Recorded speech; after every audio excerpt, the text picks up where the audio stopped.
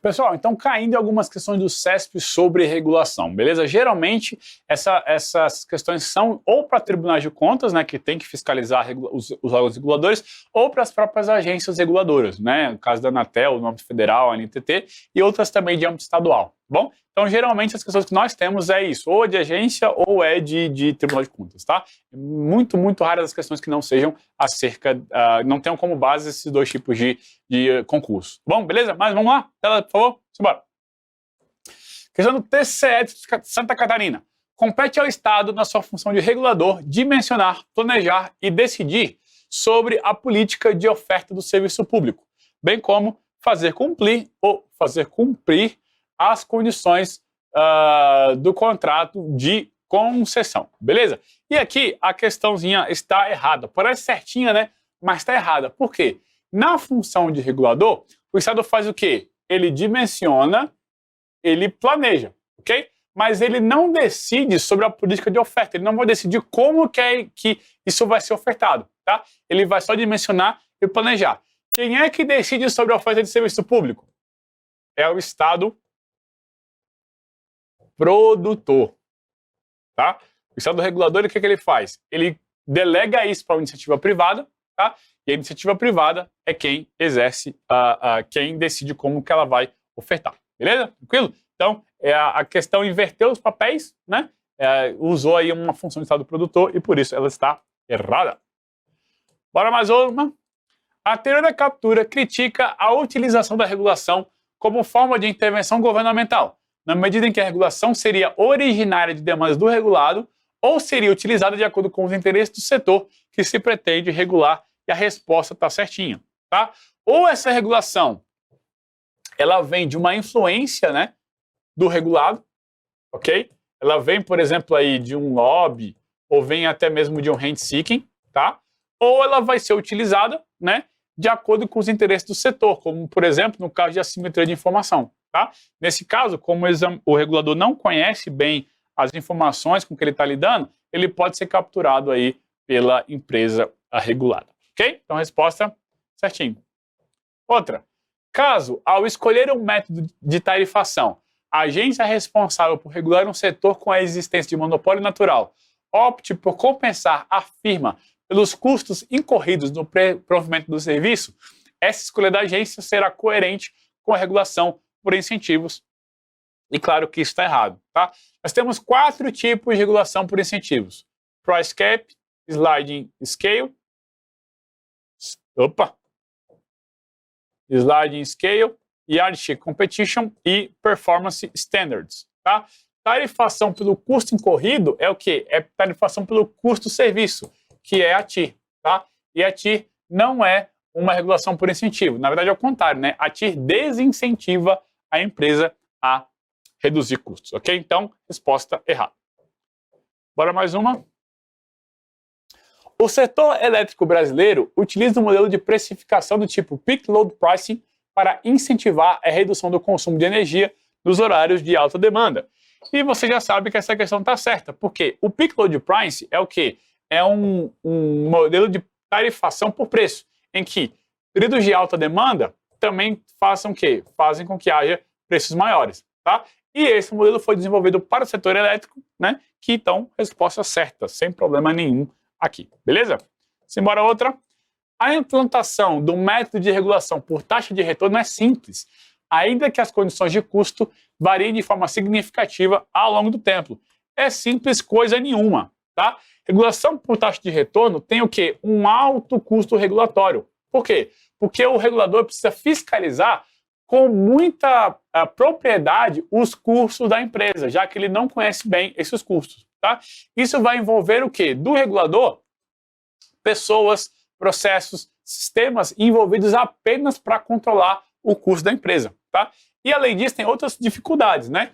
Qual é a TIR adequada? É a TIR de 5% ou a TIR é de 10%? Como eu controlo o efeito Aveck-Johnson, né, de sobrecapitalização? Tá? Isso tudo não é simples. Isso torna o quê? Esse método muito complexo. Resposta, portanto, errada. Ok? Simbora outra. Uma das formas de se avaliar a existência de monopólio natural é verificar se a função de custo é subaditiva. E tá perfeito, tá? Função subaditiva é o quê? É que mostra pra gente, tá, que o consumo que o custo por uma empresa só é menor do que o custo por duas empresas separadas, tá? Nesse caso, como o custo de uma empresa só é menor, é preferível o quê? Que só uma empresa atue, só uma empresa opere. Portanto, isso significa o quê? Que o monopólio natural ele é justificado economicamente porque a sua função de custo é subaditiva. Então, resposta certinho. Para mais uma. A formulação do preço teto, price cap, reduz os riscos e os custos da ação regulatória. Bom, essa questão aqui poderia até ser anulada, porque ele não disse em relação a quê, né? Suponho eu que ela está comparando aqui a price cap por TIR, né? Realmente, se a gente estiver comparando TIR e price cap, é claro que a TIR vai ter mais risco, né? Porque tem, por exemplo, o risco do efeito Aveck-Johnson, né? E vai ter também maior custo regulatório, já que a simetria de informação aqui é muito maior, né? Em TIR. Só que a gente poderia também comparar o price cap com outro modelo, como, por exemplo, sei lá, o peak loading price, né? E aí já seria diferente essa questão de redução de risco, né? E custo regulatório, já teria uma outra comparação. Mas, considerando que ele está comparando price cap com TIR, então é verdade que o preço teto reduz risco e reduz também o custo da ação regulatória, já que ao invés de controlar o custo da empresa, o que o regulador tem que fazer é só estabelecer qual é o preço máximo, né? E a empresa se vira para ajustar seus custos a esse preço máximo. Então, resposta aqui certinho, apesar que tem essa minha ressalva, né? Que ele não considerou em relação a que o price cap está sendo comparado. Beleza? Bom, bora aqui mais outra. O problema de principal agente envolve um esforço que é perfeitamente monitorado e medido pelo principal. Bom, gente, o que é o modelo do principal agente? Eu tenho aqui o principal, que tem os seus próprios interesses, né? Esse cara vai contratar um agente para executar as vontades do principal. A dificuldade aqui é que o agente também também tem um interesse próprio, tá? Quando eu tenho uma assimetria de informação, esses interesses vão ser o quê? Vão ser conflitantes, porque o agente, ao invés de agir no interesse do principal, ele vai agir no seu próprio interesse, ok? Agora, por que o agente consegue fazer isso? Porque ele tem uma assimetria de informação, ou seja, ele tem mais informação do que o principal. Isso significa o quê? Que o principal não consegue monitorar o agente, tá? É por isso que há assimetria, porque se o principal conseguisse ficar toda hora ali olhando o que o agente faz, não teríamos problema de agência. Mas quem está no dia a dia da organização? Quem é o contratado que está ali direto? É o agente. Esse agente é quem conhece de fato, quem tem mais informação e suas ações não conseguem ser monitoradas. Portanto, resposta aqui errada. Simbora outra. A regulação econômica busca restringir as decisões das firmas com base em 3 variáveis principais: o preço, a quantidade e o número de empresas. Com relação à quantidade ofertada, uma forma de regulação é a obrigatoriedade de atender a toda a demanda ao preço regulado, e isso está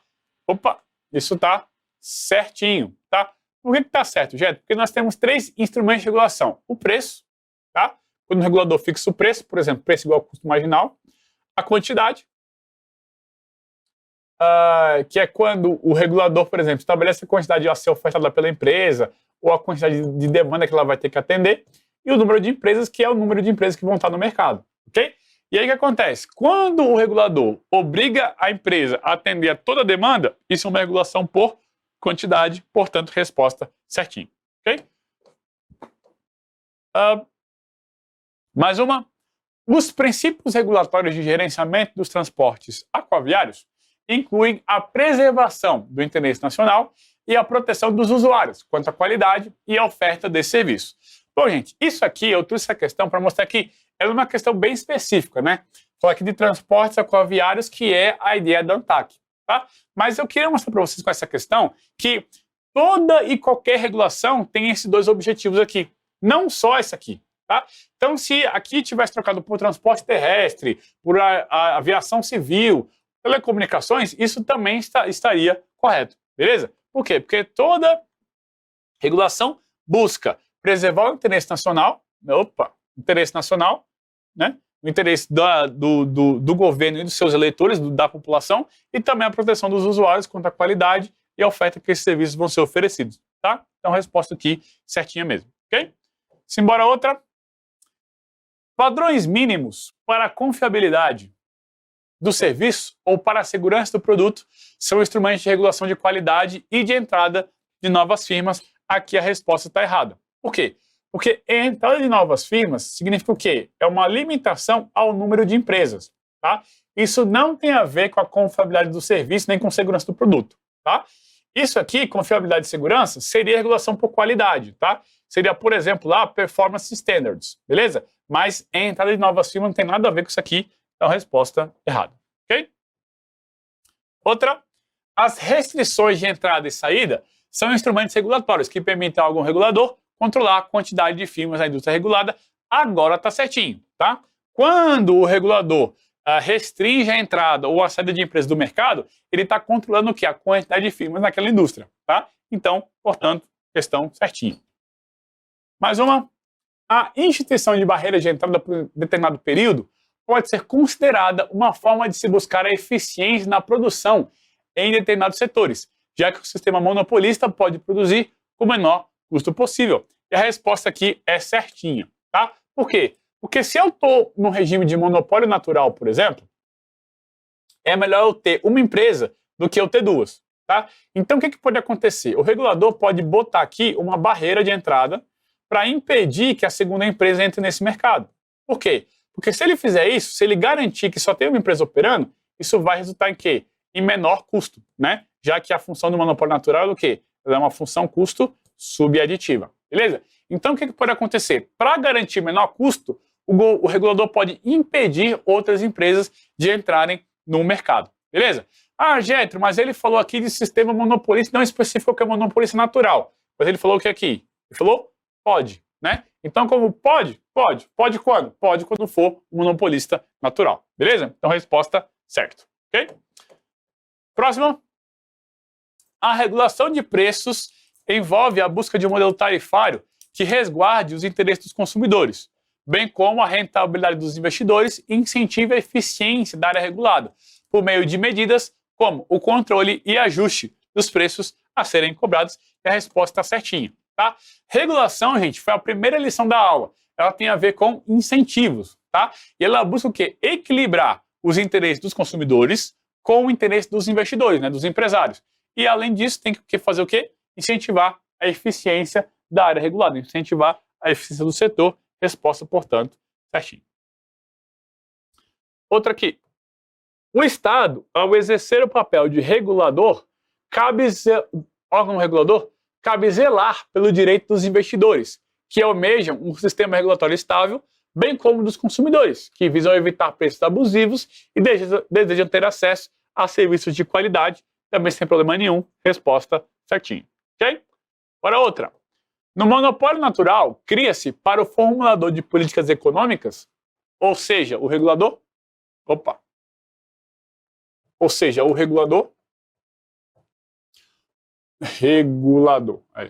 um conflito entre a eficiência alocativa dos recursos e a eficiência produtiva.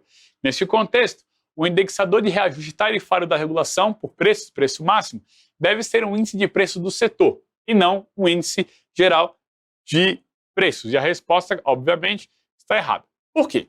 Gente, no monopólio natural, nós vimos que o regulador ele não consegue fazer com que o preço seja igual ao custo marginal. Por quê?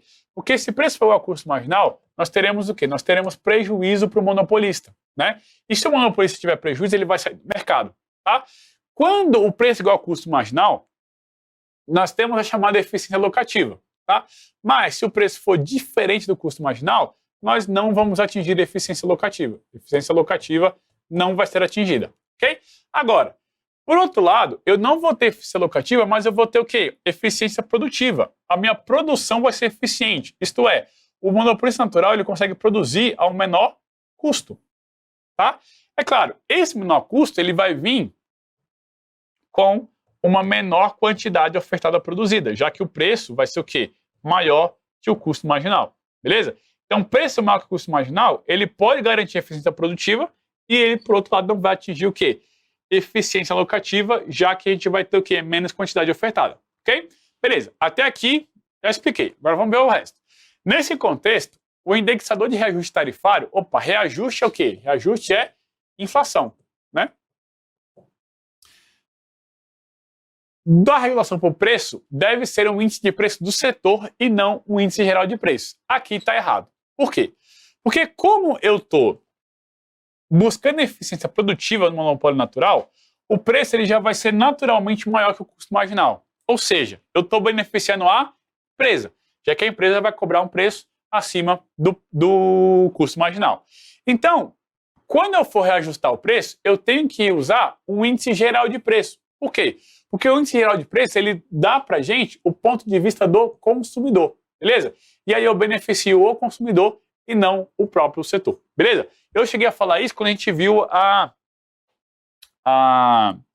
o modelo Price Cap lá na teoria, beleza? Então a gente usa sempre índice geral de preço e não o índice do setor. Resposta, portanto, errada, ok? Simbora outra aqui que está acabando. A centralização de atividades regulatórias em um único órgão regulador federal produz resultados equivalentes àqueles que serão produzidos pela descentralização dessas mesmas atividades em órgãos reguladores estaduais, se forem altos os custos de transmissão e processamento das informações locais necessárias à definição de regras regionais diferenciadas. O que essa questão está dizendo? Ela está dizendo que é melhor eu centralizar a regulação em um único órgão federal, tá? Do que eu pegar essa regulação e dividir entre vários órgãos estaduais, ok? Então, o que ele está dizendo é o seguinte, é melhor eu ter uma regulação federal do que eu ter várias estaduais, ok? Só que ele coloca aqui uma condição. Ele coloca o quê? Se forem altos os custos de transmissão e processamentos locais necessárias à definição de regras regionais diferenciadas. O que ele está dizendo? Que se eu tiver um custo de transmissão alto, e se o processamento das informações locais for muito alto, tá? Se eu não vou conseguir estabelecer o quê? Regras regionais diferenciadas. Então, nesse caso, é melhor ter o quê? A centralização das atividades, ok? E a resposta, claramente, está o quê? Está errada. Por quê? Se é difícil eu definir regras regionais diferenciadas, o órgão centralizado vai piorar a situação, tá? Nesse caso, o que tem que fazer? Tem que descentralizar, porque aí cada região vai ver qual é a melhor regra para a sua própria região, e aí as coisas ficam melhores, beleza? Agora, se é difícil eu ter regras diferenciadas e eu centralizo, a regulação vai ter um custo muito, muito, muito elevado e não vai conseguir atingir os seus objetivos, ok? Se estabelecer regras diferenciadas é um problema, então tem que descentralizar, porque aí cada órgão estadual vai conseguir tomar a decisão que é melhor para a sua região, beleza? Então, resposta errada. Outra aqui. O efeito Averitt-Johnson postula que a agência reguladora, ao estabelecer a taxa de retorno adequada para a firma, tende a estabelecer um valor para a TR acima do valor de mercado. Resposta certinho. E aí o que acontece? Quando essa TR fica acima do valor de mercado, a tendência é o quê? É a empresa ter uma sobrecapitalização. Porque se o valor de mercado é 5% e ela ganha 10%, o que ela faz? Vai no mercado, pega o dinheiro aqui, paga 5%, mas ganha quanto? Ganha 10%. Nesse caso, ela vai ter uma tendência a aumentar seus custos para se capitalizar, vai ter a sobrecapitalização e, portanto, a gente vai ter um problema, o efeito Averitt-Johnson. Próxima questão. O método de regulação por preço teto aumenta os riscos e os custos da ação regulatória. A resposta aqui é errada. Essa questão parece muito com uma outra que a gente já fez, né? E aqui fica a mesma crítica, né? Em regulação a que eu estou comparando o price cap? Se eu estiver comparando com o método TI, realmente isso aqui é verdade, tá? Melhor, isso aqui é errado, né? O price cap ele vai diminuir o risco e vai diminuir o custo da ação, beleza? Mas se eu estiver comparando ele com outro modelo, pode ser que isso não aconteça, tá? De qualquer forma, resposta é errado se a gente partir do pressuposto que estamos sendo comparados com o TI, a TI. Outra questão, considerando-se as dificuldades encontradas pelo regulador para estimar as funções custo e demanda da empresa, é racional a imposição pelo regulador da regulação por taxa de retorno. Gente, claro que está errado, né? Por quê? Se a regulação por taxa de retorno for incluída, o regulador vai incorrer em quê? Em assimetria de informação. Porque ele não conhece quais são os custos da empresa, por exemplo, e qual é a demanda que ela tem. Tá? Se ele não conhece e ele usa a TIR, ele vai estar o quê? Aumentando a assimetria de informação. O que ele tem que fazer é o quê? Estabelecer, nesse caso, né? Ele poderia estabelecer o price cap, estabelecer o preço teto para diminuir a assimetria. Tá? Agora, se ele tem dificuldade para função custo e empresa, aí é que ele não pode usar a taxa de retorno, porque senão o quê? A probabilidade dele ser capturado é muito alta. Beleza? Resposta, portanto, errada. E a última, análise de impacto regulatório consiste na análise e avaliação dos possíveis benefícios, custos e impactos de regulamentações novas ou já existentes. Perfeito, não tem nada mais que acrescentar, já que a análise de impacto regulatório tem exatamente essas funções, né? Ver o benefício, ver o custo e ver o impacto de uma nova regulamentação ou uma que já existe. Beleza? Gente, de questão do CESP é isso. Muito obrigado por você ter ficado comigo até esta parte. Um grande abraço e até a próxima.